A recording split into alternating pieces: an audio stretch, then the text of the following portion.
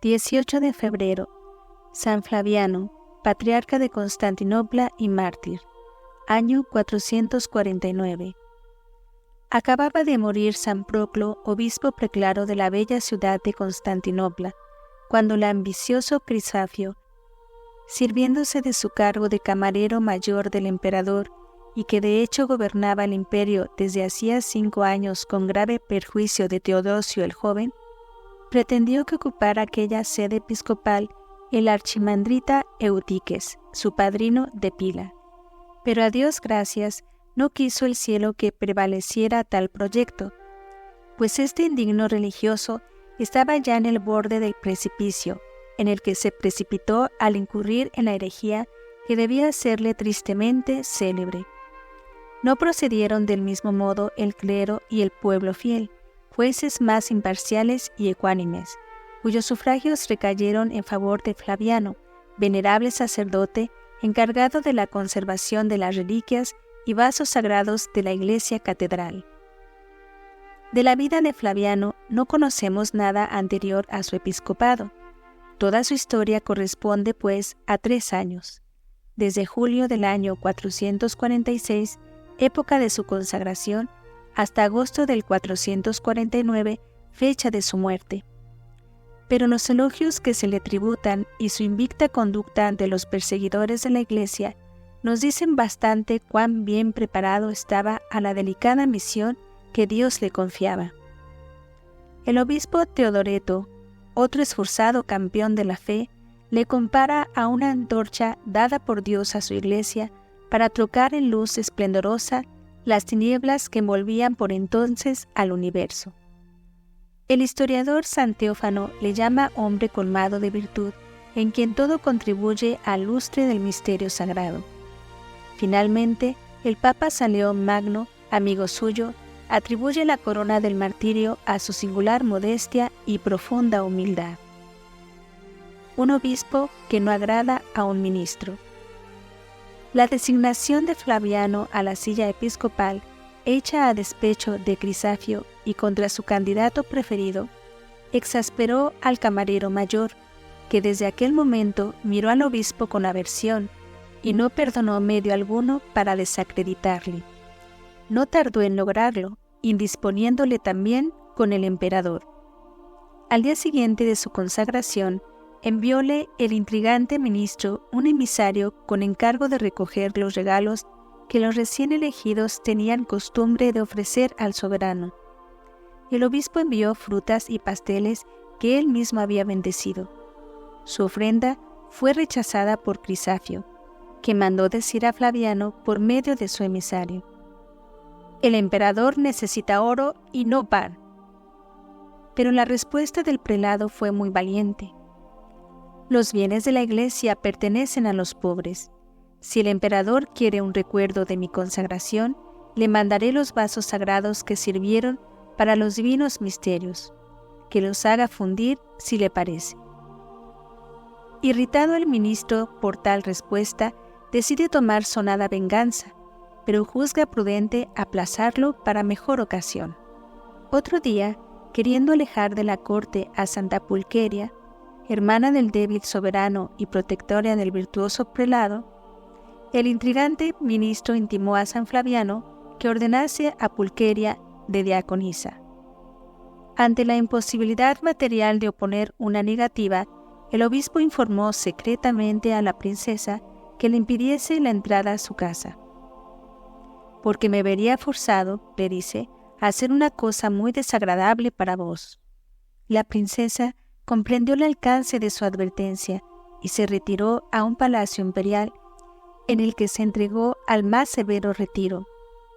El nuevo fracaso de sus proyectos contrarió sobremanera al ministro y le indispuso más y más contra el venerable prelado. Los errores del archimandrita Eutiques.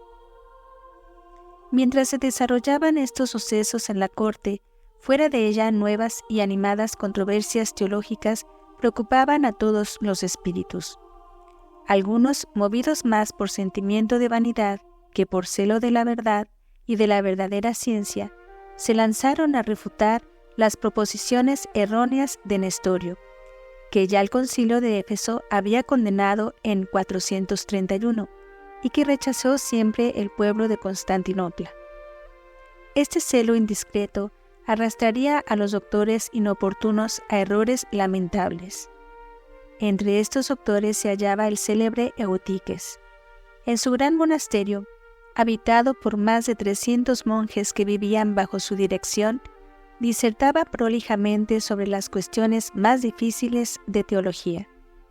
Así, su pretexto de mantener la unidad de persona en Jesucristo, llegó a negar que la humanidad de Cristo fuese igual a la nuestra. Semejantes discursos en labios del venerable anciano que había luchado contra la herejía de Nestorio y que desde el año 440 era moralmente el superior de los monjes de la capital, podía tener graves consecuencias, máxime si se tiene en cuenta que Eutiques era padrino y director espiritual de Crisafio, primer ministro del imperio. Por lo mismo, a pesar de su monstruosa herejía, el gran crédito de Eutiques en la corte era causa de que nadie osase impugnarle de frente.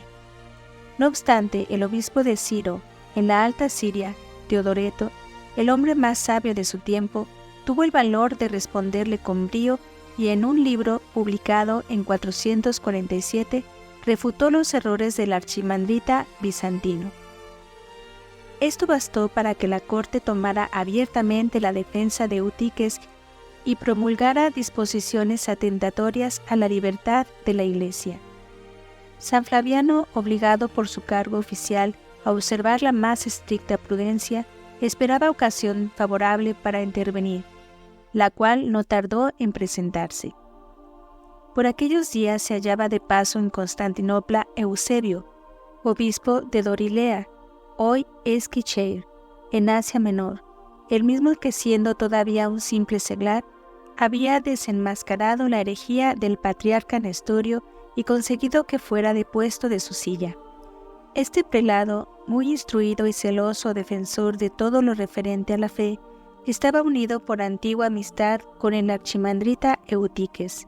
En correspondencia a ese afecto, le hacía frecuentes visitas, y no tardó en observar con dolor que las opiniones de su amigo discrepaban cada día más de la verdad católica. So pretexto de refutar mejor la herejía de Nestorio, cayó Eutiques en otra no menos opuesta a la fe que la precedente. El obispo de Dorilea se lo advirtió con caridad, esperando reintegrarle pronto a la senda de la verdadera doctrina, para lo cual menudeó las visitas que venía haciéndole. Pero, muy pronto advirtió que el mal era más profundo de lo que pensaba, porque Eutiques defendía con obstinación sus erróneas opiniones y no cedía ante ninguna consideración. Además, no faltaban en los monasterios de la capital amigos o aduladores que celosamente las propagaban entre los demás religiosos. Había llegado, pues, el momento de cambiar de táctica. Convencido de que la amistad nada conseguía contra semejante terquedad, el obispo de Dorilea ordenó conferencias públicas, recabando la presencia de 3 obispos que sirvieran de testigos en sus discusiones con el viejo archimandrita. Todo resultó inútil. Eutiques no abandonó su sistema teológico. No quedó a Eusebio más recurso que romper con él e informar al superior jerárquico del monje obstinado. La conciencia de éste era de las que no retroceden ni ante los respetos de una sostenida y probada amistad, ni ante ninguna consideración humana. El Concilio de Constantinopla contra Eutiques. En noviembre del año 448 debía celebrarse un concilio en Constantinopla al que asistirían una veintena de obispos, con objeto de dictaminar acerca de unas cuestiones litigiosas de escasa importancia. Cuando terminaron de examinar los asuntos señalados, presentó Eusebio querella oficial contra el archimandrita y leyó una extensa memoria jurídica contra Eutiques, quejándose de haber sido acusado por él de nestorianismo y declarando con valentía que Eutiques ostentaba indebidamente el nombre de católico, pues ya no profesaba la doctrina tradicional. Como esta cuestión no constaba en la orden del día y temiera excitar la cólera siempre temible de la corte imperial, San Flaviano hubiera preferido más lentitud en el proceso, ignorante como estaba además de que el acusador había recurrido a todos los medios recomendados por el Divino Maestro para vencer la obstinación de los extraviados. Ante el relato minucioso de las reiteradas tentativas y probaturas de Eusebio, y ante el requerimiento dirigido por él mismo al concilio para hacer comparecer a Eutiques ante él, hubo de ordenarlo. En consecuencia, se pasó una invitación al archimandrita, emplazándole a presentarse a los 4 días ante los padres del concilio. Se celebraron algunas sesiones y Eutiques no compareció. El astuto monje alegaba toda clase de pretextos que según él no le permitían salir del convento.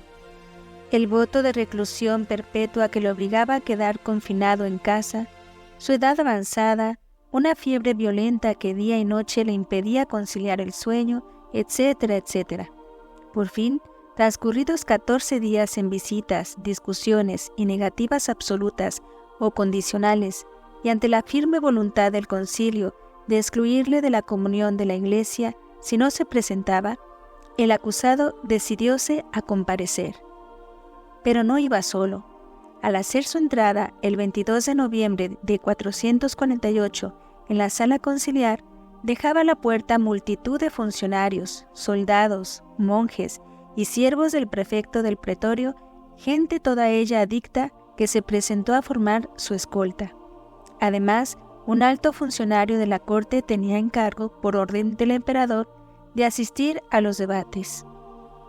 Esa ostentación de fuerzas en favor del acusado indicaba claramente qué alto dignatario se ocultaba tras la persona de Eutiques y le guardaba las espaldas, y cuán difícil era en Bizancio terminar de una vez las controversias dogmáticas, en una época en la que el poder civil invadía constantemente la esfera de los asuntos eclesiásticos. A pesar de las censuras y de las insistencias que se hicieron a Eutiques, el concilio no logró de él una confesión de fe ortodoxa, ni menos hacerle retractar de las proposiciones heréticas que se le atribuían. Si en una frase rechazaba las palabras sospechosas, cuidaba de recordarlas en la siguiente en otra forma, y tanto las amenazas como las instancias más afectuosas, todo se estrellaba contra la pertinacia de aquel viejo empedernido. El presidente de la asamblea, San Flaviano, tuvo para con él una condescendencia admirable, no perdonando medio alguno para decidirle a la retractación o a declaraciones que evitarán el extremar las cosas. Pero todo fue en vano. Tampoco logró el concilio que aceptase el símbolo de la fe propuesto por su obispo, símbolo que compendiaba admirablemente la doctrina de la Iglesia sobre los puntos discutidos. Eutiques no compartía estas ideas, por lo que se negó, tras varias horas de ruegos, a confesar la doctrina de fe que los obispos, sus superiores legítimos, le exigían. Quedó, pues, por orden de San Flaviano, privado de toda jerarquía sacerdotal, excluido de la comunión de la Iglesia y depuesto del gobierno de su monasterio. La excomunión alcanzará también con la misma extensión a cuantos, enterados de su estado, le hablasen y tratasen en adelante. Parecía que con esa sentencia de excomunión todo iba a volver a su curso normal. En realidad sucedió todo lo contrario, pues comenzó para la Iglesia una era de perturbación que duró más de 100 años, y para el piadoso obispo, que había defendido con tanto ardor la fe amenazada, una serie de tribulaciones que habían de acabar presto con su vida. Conjura contra San Flaviano. La sesión había terminado, cuando Eutiques anunció al representante del emperador, quien a su vez informó a Flaviano que apelaba de la sentencia a los concilios de Roma, Alejandría, Jerusalén y Tesalónica. San Flaviano no consideró esa diligencia como un recurso formal y sobre todo no creyó que tal apelación suspendiera los efectos de la sentencia recaída sobre el archimandrita, por lo cual se intimó a los superiores de los monasterios para que aceptasen la condenación de Eutiques. El requerimiento fue acogido con bastante benevolencia. Sin embargo, en su monasterio fue Eutiques apoyado enérgicamente por sus religiosos y protestó por medio de carteles contra su excomunión. Nuestro herético monje no permaneció inactivo, y de acuerdo con su ahijado el chambelán Crisafio, persuadió al emperador de la necesidad de un nuevo concilio ecuménico que revisara el proceso. Se determinó que lo presidiera el patriarca de Alejandría, que siendo el enemigo nato del obispo de Constantinopla, no dejaría de declararse en favor del acusado. Se celebraría en Éfeso, en donde ya había sido condenado Nestorio por San Cirilo de Alejandría, y así Eutiques, que se hacía pasar por discípulo de San Cirilo, obtendría un triunfo análogo sobre el sucesor de Nestorio. Tal era el plan fraguado por los dos cómplices, en el cual actuaba, casi sin advertirlo, el excesivamente débil emperador. Este, a instancias de Eutiques, prohibió a numerosos obispos esforzados e inaccesibles a todo soborno la asistencia al concilio, y en cambio ordenó que obispos débiles y sobre todo los enemigos de Flaviano concurrieran al mismo. Todo estaba, pues, preparado para dar la victoria al error. Para la reunión de este concilio ecuménico, que no era de absoluta necesidad, había que contar con la autorización del Papa. Se hizo a San León I una pintura tan negra de la situación que dio su consentimiento, pero cuando llegaron los documentos sumariales a sus manos, no le costó al pontífice reconocer que el obispo de Constantinopla había juzgado con rectitud y que la doctrina de Eutiques era inadmisible.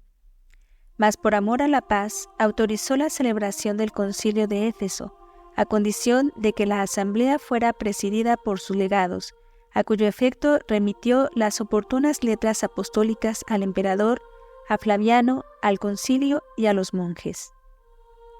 2 veces mandó el obispo a San León memoria detallada de lo ocurrido en el concilio de Constantinopla, pero dichos mensajes, interceptados por agentes de la corte, no llegaron a destino, siendo necesario remitir una tercera relación. Así se explica la extrañeza que manifestó el Papa en la carta dirigida a Flaviano por no haberle tenido al corriente de los acontecimientos. Esta carta pontificia, que es hermoso y profundo, tratado acerca del misterio de la Encarnación, pasa con razón por el documento dogmático más importante del siglo V. El cuarto símbolo de los apóstoles y la Iglesia antigua la distinguió siempre con la aureola de la admiración y respeto.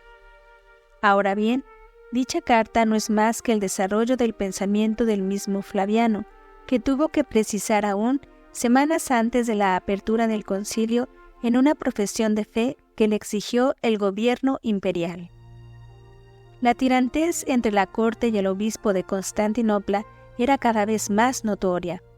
En una carta dirigida a los 2 funcionarios representantes del soberano en el futuro concilio, se declara que los obispos que habían juzgado a Eutiques en Constantinopla podrían asistir a las discusiones, pero no sin voto, porque su dictamen tenía que ser revisado.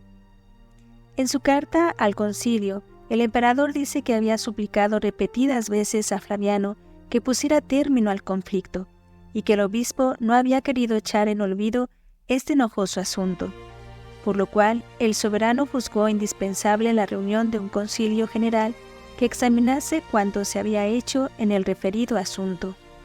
De ese modo, por las insidias y autoridad omnímoda de un ministro perverso, todo se desplazaba. El acusado se trocaba en acusador, y el obispo, juez en la fe, tenía que defenderse a sí mismo ante un tribunal privado de jurisdicción. El bandolerismo de Éfeso. Este concilio que, según intención del Papa, debía dirimir el conflicto suscitado, se abrió en agosto de 449, contraviniendo de tal manera las normas del derecho que San León I, al tener noticia de lo ocurrido, lo calificó de bandolerismo, borrón que le ha quedado en la historia y que nunca estuvo mejor aplicado.